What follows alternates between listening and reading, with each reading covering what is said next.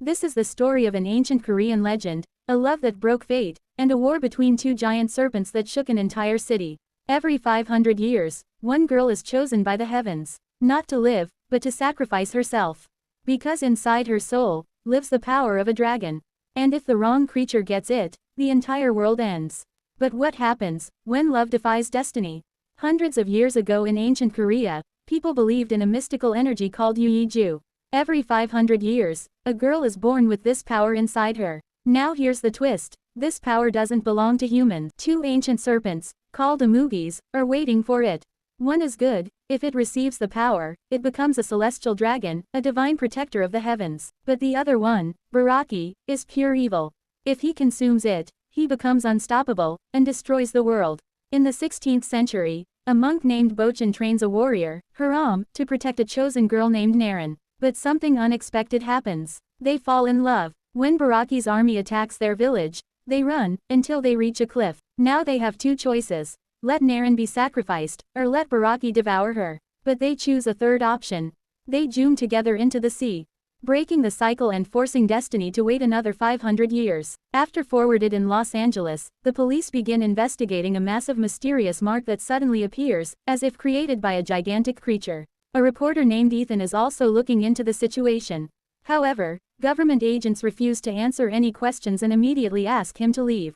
Despite this, Ethan notices something strange.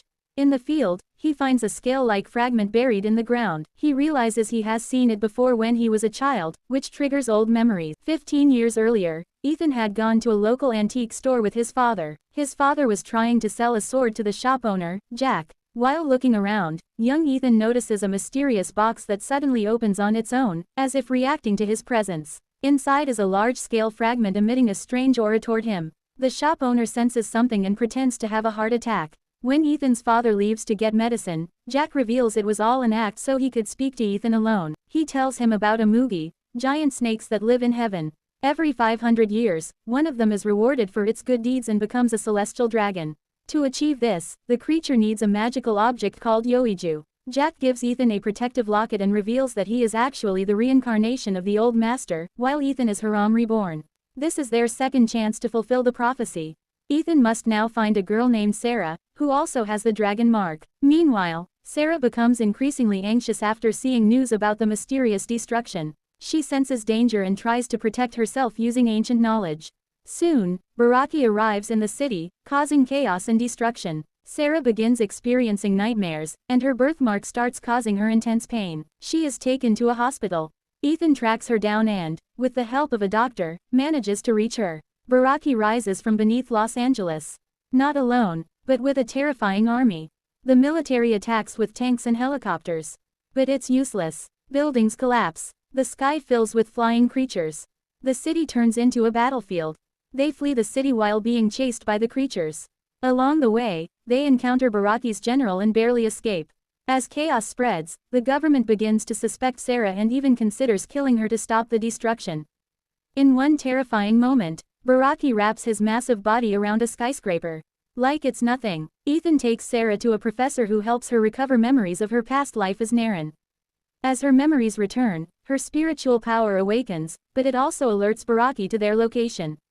Ethan tries to protect Sarah, but they are constantly chased. Through hospitals, highways, rooftops. Until finally, they are captured. They wake up in a dark, alternate world.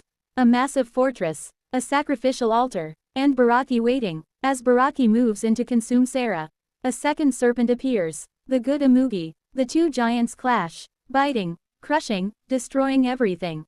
But Baraki is stronger. He defeats the good serpent, leaving it lifeless. Now, Sarah understands. There is only one way to end this. She releases the Yuiju. A blinding, divine energy bursts out of her body. But instead of letting Baraki take it, she sends it into the fallen good Amugi. And suddenly everything changes. The serpent transforms. It grows legs, antlers, and becomes a magnificent celestial dragon. Now unstoppable, it easily defeats Baraki, and destroys him completely. But victory comes at a cost. Sarah's body disappears, her soul turning into light. Before leaving, she looks at Ethan one last time, and promises, in another life, we'll meet again. The dragon ascends to the heavens. taking her with it. Ethan is left alone. After 500 years, destiny is finally fulfilled. Subscribe for more movie recaps like this.